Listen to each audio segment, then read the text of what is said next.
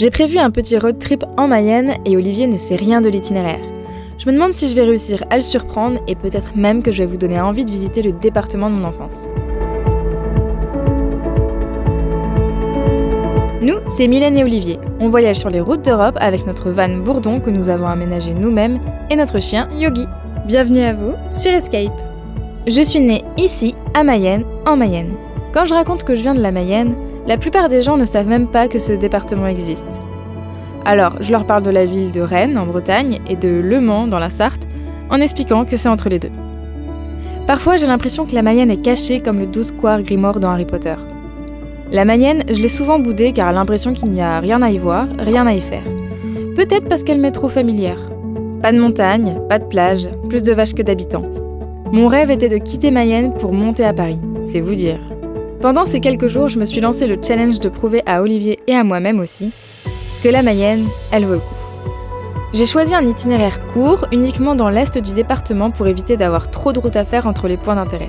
Nous allons arpenter les routes mayennaises à travers la campagne et découvrir une nature surprenante, un peu d'histoire et surtout faire place à des imprévus. Allez, chut, je ne vous en dis pas plus.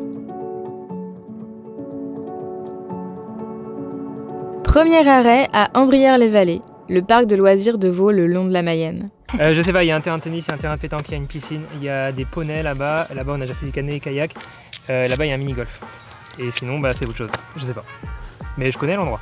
Je voulais emmener Olivier faire du canoë sur la Varenne. Mais comme on est hors saison, certaines activités ne sont pas ouvertes. Mais le camping, lui, si. Alors, on a choisi de faire un mini-golf. Il est pas trop stylé ce parcours ?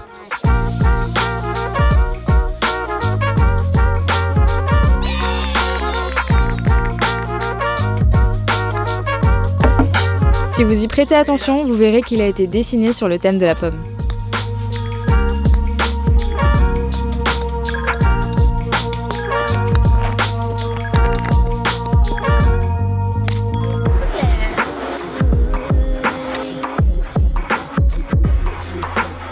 Il y a un obstacle en plus. Oui. Nous avons fait la connaissance de Véronique et Jean-Marie, les heureux propriétaires qui ont tout quitté pour reprendre le camping.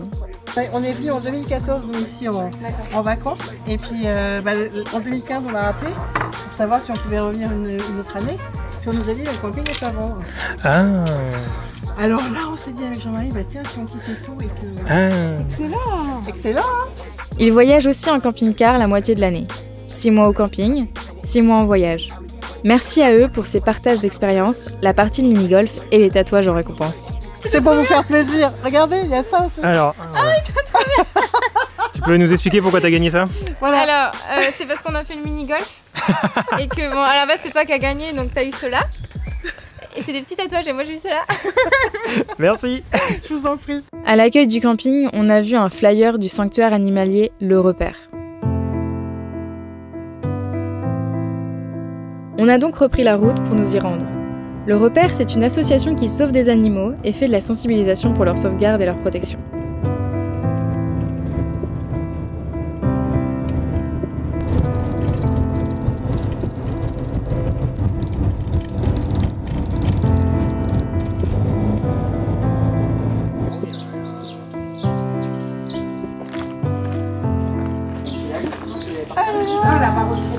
C'est trop bien. Oh là là là là. Ça va, t'es au paradis là. Il y a combien d'animaux ici? On a arrêté de compter. T'as pas encore vu la petite biquette qui est là-bas? Tu l'as vue? C'est une association de loi 1901 à but non lucratif, gérée par des bénévoles. Et de base, on habitait en région parisienne et on travaillait avec ma collègue Marjorie en parc zoologique. On a aussi aidé d'autres associations avec des animaux sauvages, mais on préférait apporter notre concept et notre philosophie et notre manière de faire et de penser avec les animaux. Et du coup, on a déménagé en Mayenne en 2019 avec l'association Le Repère qu'on avait commencé à créer et d'avoir l'idée de récupérer des animaux domestiques de sauvetage et d'avoir en projet de récupérer aussi des animaux sauvages de sauvetage.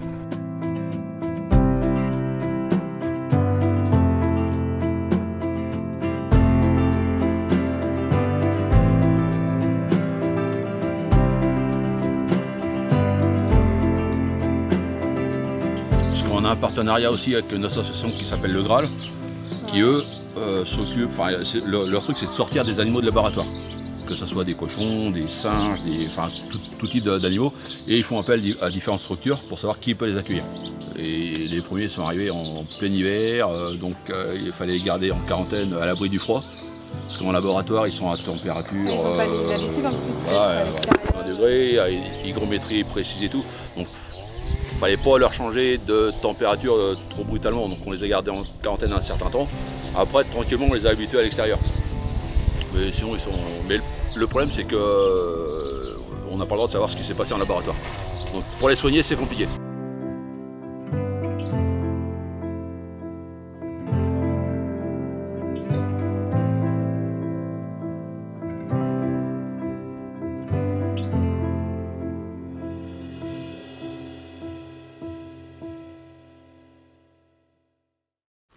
C'est un veau en fait qui souffre de nanisme, de malformation, un peu à la même manière des humains, parce qu'en fait du coup il est né dans une exploitation agricole, il n'a pas eu une croissance normale. On travaille aussi beaucoup au niveau des animaux avec des agriculteurs. On n'est pas du tout ni en mauvais termes ni dans le jugement. On a été agréablement surpris d'être bien accueillis, même si on a la notion refuge, la notion exploitation animale, tout ça. Mais on a des agriculteurs qui viennent visiter, on a des agriculteurs qui viennent nous aider. Et on en a aussi qui nous demandent de récupérer certains animaux parce que ou les vaches elles font plus de production de lait et ça les embête de les envoyer à l'abattoir. On a récupéré aussi des moutons qui sortaient, qui étaient trop vieux pour faire de la reproduction. Et Willow, clairement comme c'est un garçon, son destin dans l'industrie au niveau des vaches, c'est ou d'être un taureau pour la reproduction, mais il n'a pas la génétique. Non, après un bœuf pour l'engraissement et la consommation de viande, mais comme c'est un animal qui est considéré comme handicapé, c'est un animal qui est réformé, reclassé et qui du coup en fait ne rapporte rien en fait à l'éleveur, et ça les embêtait en fait de le faire partir à l'abattoir alors qu'il était viable. Donc on l'a récupéré. On est ouvert tous les jours pendant les vacances scolaires, on est ouvert les mercredis, les week-ends, les jours fériés. Et de manière exceptionnellement, quand les gens viennent et qu'on est fermé, on est ouvert quand même. D'accord. Mais c'est 80% en fait des rentrées dans l'association. Et à savoir que le budget de l'association, il se divise avec pas grand chose. Il y a 50% des frais vétérinaires parce que tous les animaux sont soignés, tout le monde part chez le vétérinaire s'il y a un souci, qu'on fait beaucoup de soins au niveau des animaux, et après il y a 25% pour l'alimentation et pour les travaux. Et toutes les visites, les animations qu'on peut faire, on propose aussi des activités pour les enfants, sont reversées pour l'association.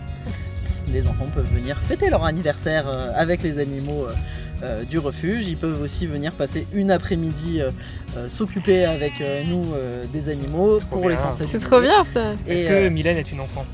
Oui, ça marche aussi. Je peux faire mes 30 ans ici. On a fait les soigneurs adultes, on n'a pas encore fait les anniversaires adultes, mais on propose le gâteau. C'est la semaine prochaine son anniversaire, donc. On vous fait une visite avec les animaux, on vous fait des photos souvenirs avec tout le monde. Tout le monde a un chapeau, toutes les chèvres, les cochons, Ouais. tout le monde a son petit chapeau. C'est ça. Bon, en tout cas, si vous passez à Mayenne, c'est à 5 minutes. Pas C'est à 5-10 minutes Champéon. de C'est Mayenne. ça. Donc, vraiment à côté.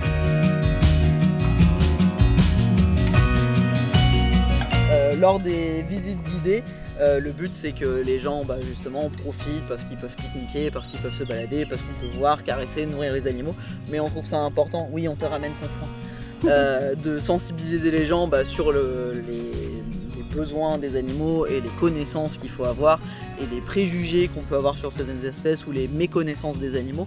Donc nous on insiste là-dessus, on a de manière générale sur chaque espèce les mêmes problématiques en fait d'abandon ou des animaux qu'on récupère pour à peu près les mêmes raisons. Ça c'est Amira, elle va venir vous voir aussi. Bonjour. C'est une petite pouliche qui a un problème au niveau de son épaule. Elle mais, est tellement élancée. elle est trop fine. Hein. Bon, c'était une bonne après-midi là, je crois. Hein. Oui. Donc, le repère, si vous passez à côté de Mayenne, franchement, passez, faire un tour. Nous, on a passé un super bon moment. Ouais, et vous serez très bien accueillis. C'est vrai. Bon, merci pour la visite. Merci à vous. Merci.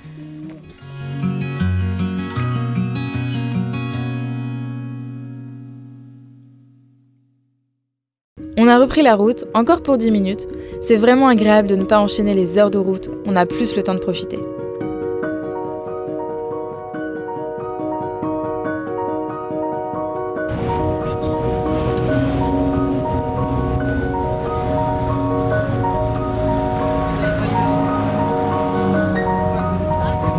Bonjour.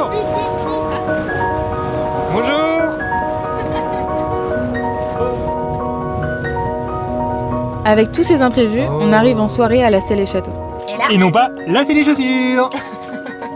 L'histoire de ce château vaut le détour. Alors, on y revient quelques jours après. Le château date du XVe siècle. Il a traversé les siècles en restant quasiment intact. C'est un exemple exceptionnel d'architecture militaire.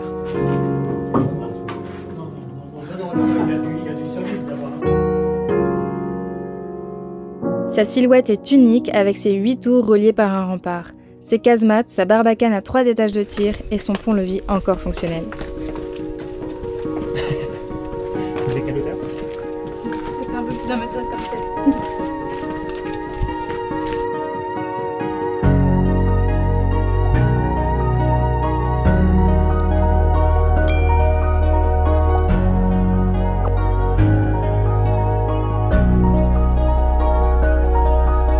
À partir du XVIe siècle, il perd sa fonction militaire et les propriétaires installent leur résidence, ce qui permet justement de le conserver au fil des années. Comme le château est privé, nous n'avons pas pu filmer à l'intérieur, mais on vous invite fortement à faire la visite guidée. Donc à partir du 1er juillet, le château est ouvert tous les jours de 13h30 à 19h30 avec une visite toutes les demi-heures. Donc la dernière visite étant de 18h30 à 19h30. Bah merci beaucoup. Merci à vous aussi. Au Au revoir. revoir. Au revoir. À quelques pas du château se trouve le parc de la Roseraie. On est arrivé pile à la période de floraison.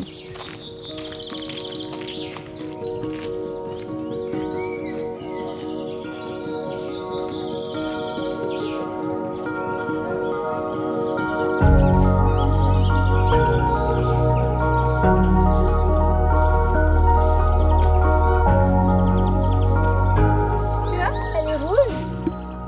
Ouais, De l'autre côté, elle est jaune. ouais. Ton avis, elle s'appelle comment? C'est marqué là-bas. Ketchup et moutarde. Ketchup et moutarde. Trop bien. Elle est trop belle.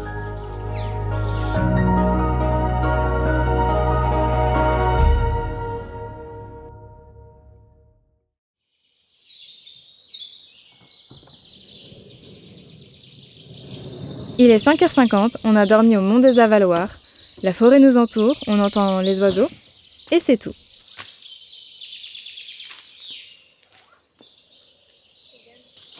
On a chaussé nos crampons pour grimper au sommet de la Mayenne.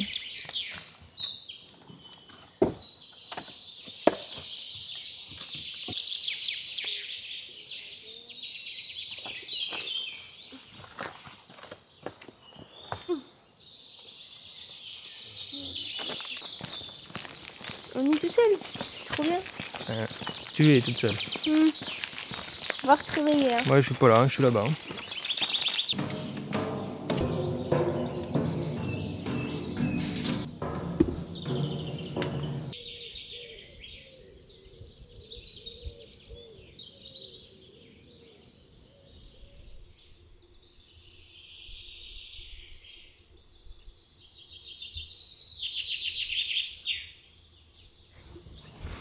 Si tu montes là-dessus, tu seras la personne la plus haute de Mayenne.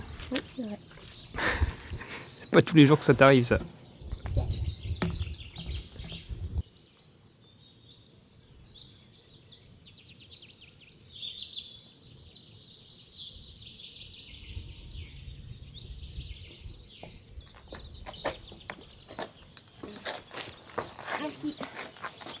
Le point culminant de la Mayenne, c'est le mont des Avaloirs, qui est à 416 mètres. Et là, il y a un belvédère, et donc on est à 433,70 mètres de hauteur. Je me réconcilie petit à petit avec la Mayenne. Il est temps d'aller se perdre un peu dans la campagne. Direction Saint-Pierre-d'Enny. Au Moyen-Âge, le village était couvert de forêts et peuplé d'oiseaux. C'est de là qu'il tient son nom. Après ce lever de soleil à 6 h, on veut se reposer et profiter de la nature. On se pose à l'étang du Tour pour le pique-nique.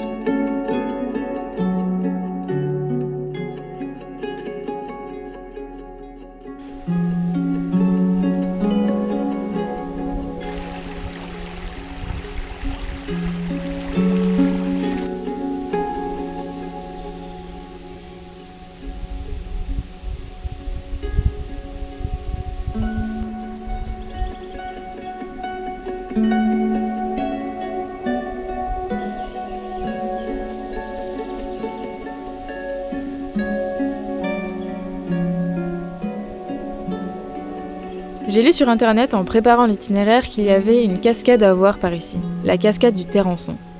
Il suffit de prendre le chemin qui part derrière l'étang du Tour.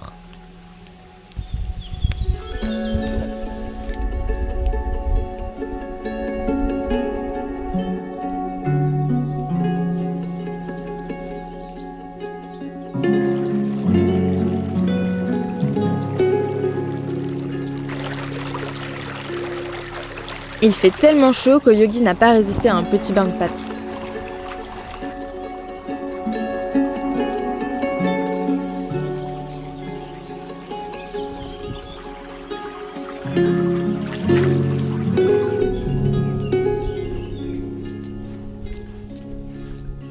Côté nature et tranquillité, on est servi.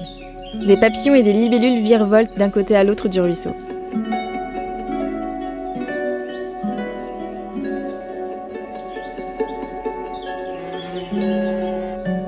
Le chemin continue dans la forêt.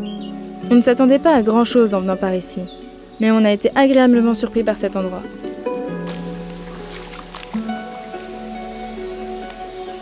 On arrive à la cascade. Là encore, on s'attendait à un tout petit truc de rien du tout. Bon, c'est vrai qu'elle est pas grande, mais moi je la trouve trop jolie avec toutes ces pierres. Un petit coin de paradis, le long du ruisseau, sous les arbres, derrière l'étang, entre deux champs. On prend le temps de ne rien faire d'autre que de profiter de la nature, du chant des oiseaux et des gargouillis de la cascade.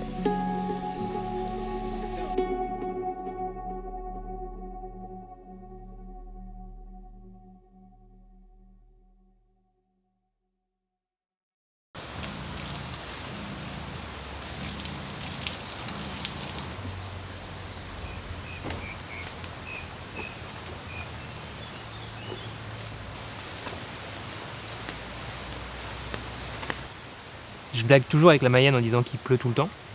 Alors c'est vrai que chaque fois que je suis allé dans la famille Mylène, il pleuvait un petit peu quand même. Mais là, il fait très chaud. Genre vraiment très chaud. Et je crois que c'est partout pareil en France. Donc pour le coup, ça ferait pas de mal un petit peu de pluie, non? Je le mets où? Au-dessus de la canard. Ici? Ouais.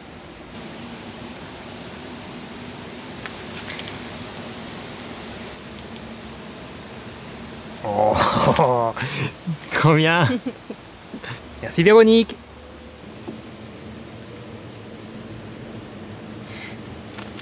Oh, il est trop beau.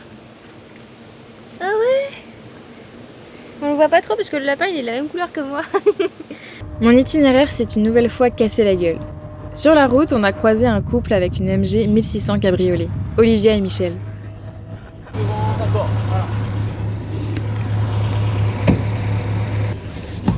C'est quoi le programme? Le programme c'est apéro et tournage voiture.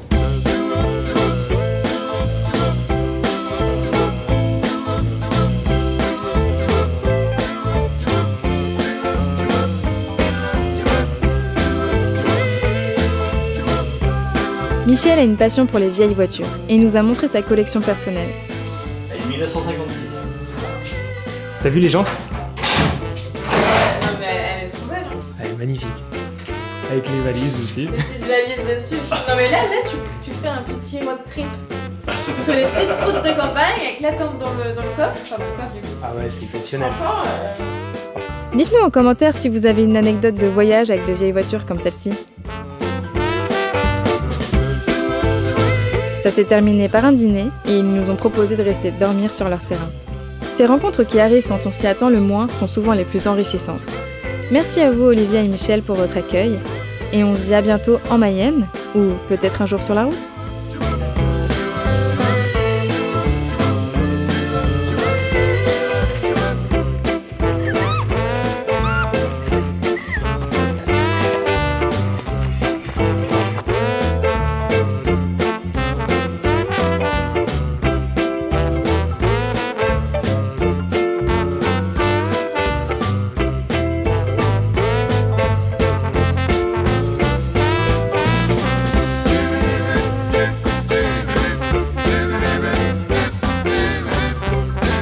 Dernier jour en Mayenne.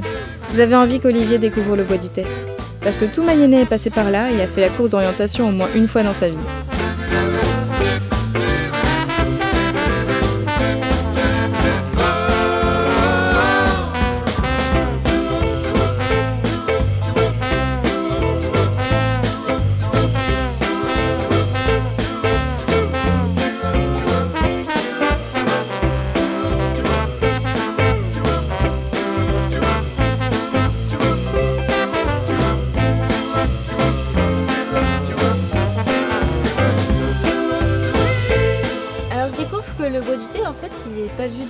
il a moins de 100 ans.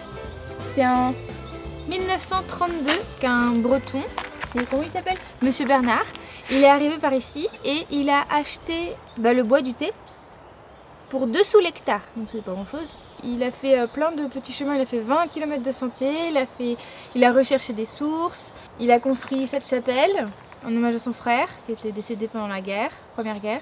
Et il a planté plein de pins pour que le bois il soit moins nu en hiver. Quand il est mort, il a légué en fait le bois du thé à la communauté de communes. Pour le coucher de soleil, on a décidé de monter à la chapelle Saint-Michel du Montaigu.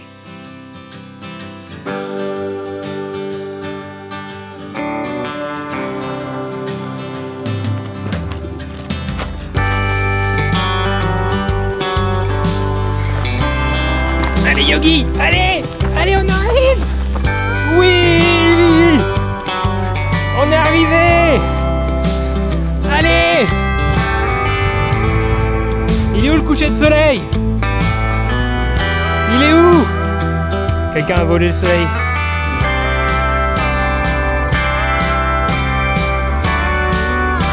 Ah, derrière les montagnes. Si, bah si. Si, bah si.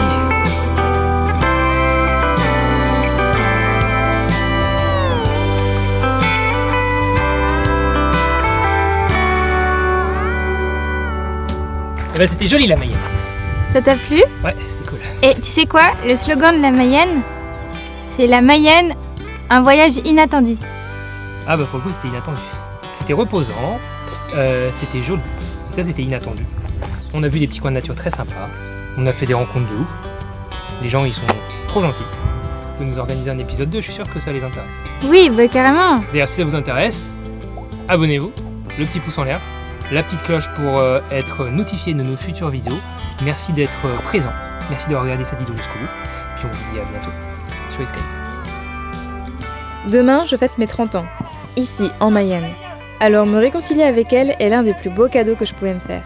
Et voir qu'Olivier a lui aussi envie de la découvrir un peu plus, me fait dire que j'ai réussi mon objectif.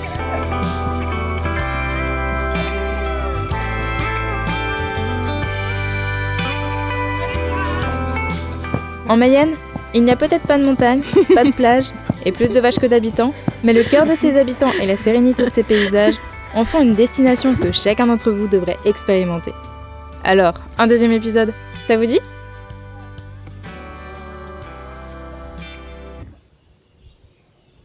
On les a bien eu, hein.